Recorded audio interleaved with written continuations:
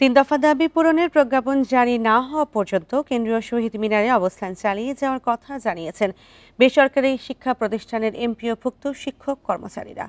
রোববার রাতভর অবস্থানের পর সকাল থেকেই সেখানে আছেন তারা। এছাড়া সারা দেশে ৩০,০০০-এর বেশি এমপিওভুক্ত স্কুল, কলেজ, মাদ্রাসায় চলছে কর্মবিরতি। এমপিও শিক্ষকদের দাবি, মূল বেতনের ২০% বাড়ি ভাড়া, চিকিৎসা ভাতা ৫০০ থেকে বাড়িয়ে ১৫০০ টাকা করা। একই সাথে এমপিওভুক্ত কর্মচারীদের উৎসব ভাতা মূল বেতনের ৫০% থেকে বাড়িয়ে ৭৫% করার দাবি জানিয়েছেন শিক্ষকরা।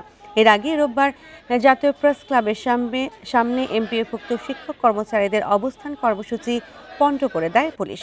ছত্রভঙ্গ করতে ব্যবহার করে সাউন্ড গ্রেনেড, টিয়ারশেল ও জলকামান। শান্তিপূর্ণভাবে আন্দোলন করে যাচ্ছি।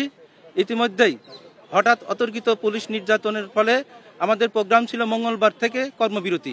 সেটা এদের নির্যাতনের কারণে একদিন আগায় দিয়ে আজকে থেকেই আমাদের সারা বাংলাদেশে স্কুল, কলেজ, মাদ্রাসাতে কর্মবিরতি চলতেছে। বাড়ি ভাড়া এবং আমাদের কর্মচারীদের ৭৫% উৎসব ভাতা এবং আমাদের ১৫০০ টাকা চিকিৎসা ভাতা, এই দাবিতে আমাদের শান্তিপূর্ণ সমাবেশ চলতেছে। আজকে ওরা সরকারি, ওরা বাড়ি ভাড়া পাচ্ছে ৪৫%, আমরা ১% পাচ্ছি না। আমরা মানবতার জীবনযাপন করতেছি।